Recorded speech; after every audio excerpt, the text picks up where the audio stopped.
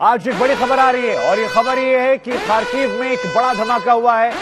रूस की तरफ से धमाका किया गया और उसमें 2 लोगों की मौत हो गई है। हवाई हमले का यहां पर जिक्र किया जा रहा है। हालांकि हम आपको बता दें कि ये दावा जो है ये यूक्रेन की तरफ से किया गया है। अब दर्शक बेहतर समझे, क्योंकि अलग अलग दावे जो हैं, जैसे दावे किए जा रहे हैं वो जस के तस हम आपके सामने रख रहे हैं। लेकिन कई बार यह भी कहा जा रहा है कि युद्ध 2 मोर्चों पर लड़ाई हो रही है। एक लड़ाई है आप हथियारों की, हालांकि इस जगह पर जहां हमला हुआ है यहां पर आप देखेंगे तस्वीरें जो हैं वो भी जारी कर दी गई हैं। खार्किव के रिहायशी इलाके पर यह हमला हुआ है और यूक्रेन ने कहा है कि 2 लोगों की मौत हुई है।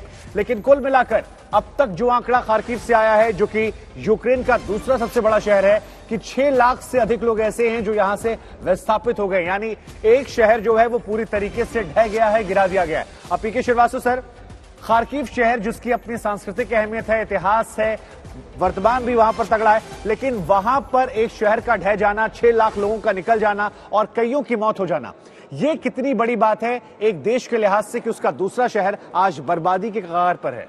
शुभांकर, ये बहुत ही चिंता की बात है कि शहर दर शहर वो तबाह होते आ रहे हैं। लेकिन अभी तक जो हमने देखा है कि जिस तरह के आंकड़े आ रहे हैं, जैसे रूस ने कहा, यूक्रेन ने कहा था कि हमने रूस के 12,000 सैनिक मार गिराए।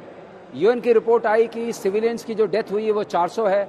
आज अमेरिकन मीडिया से जो खबर आई है कि रूस के 2,000 सैनिक मारे गए हैं।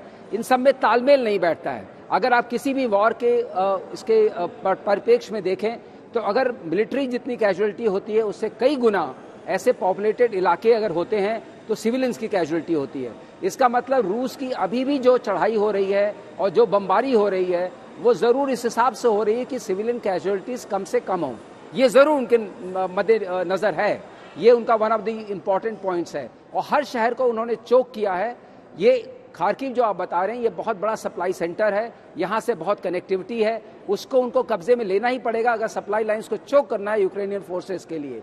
मिलिट्री स्टैंड पॉइंट से ये एक बहुत जरूरी अहम कदम था जो वो ले रहे हैं। आप देखिए जहां भी वो चोक कर रहे हैं, अभी वो अटैक नहीं कर रहे हैं, वो उन सिटीज को चोक कर रहे हैं, चाहे वो कीव है, चाहे खार्किव है, चाहे खेरसॉन है, हर और उनका जो अल्टीमेट जो इस तरह से दिखाई देता है, रणनीति दिखाई देती है, राजधानी कीव है, राजधानी कीव है। यानी the day Kyiv will fall, Ukraine will fall. अगर ये कहें तो शायद गलत नहीं होगा सर। लेकिन एक सवाल फिर यहाँ ये खड़ा होता है कि अगर 12,000 14,000 रूसी फौजी मारे गए हैं तो क्या वो फ्रस्ट्रेशन में रूस के दिखाई पड़ना चाहिए था, जो दिखाई नहीं पड़ रहा है? और ये दावों में जो अंतर है, अमेरिका कह रहा है कि देखिए 2 से 4,000 लोगों की मौत हो सकती है, यूक्रेन कह रहा है कि 12 से 14,000 मर सकते हैं। तो ये इतना विरोधाभास केवल विल पावर को या जो हम कह रहे हैं इंफॉर्मेशन वॉर, उसका हिस्सा हो सकता है? शंकर, देखो हमें एक चीज समझनी पड़ेगी, ये बिल्कुल अलग लड़ाई है और हम पुराने पैरामीटर्स से इसको जांचने की कोशिश कर रहे हैं। दुनिया में कहा जाता है अगली लड़ाई भिन्न होगी, डिफरेंट होगी, और ये वो डिफरेंट वॉर है।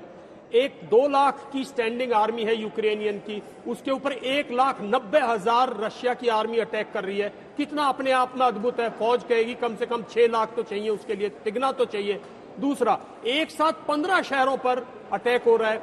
तो ये एक बहुत सोची समझी, और जहां ये डैमेजेस हैं जिसकी बिल्कुल समाचार नहीं आ रहा, जो रशिया का कोर इंटरेस्ट है, वो रशिया का कोर इंटरेस्ट है लुहांस्क और डोनेट्स्क को डेफ्ट देना।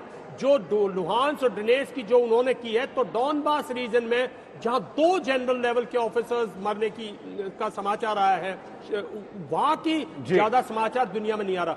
तो ये जो लड़ाई है ये एक बहुत डिफरेंट ढंग से लड़ाई लड़ी जा रही है।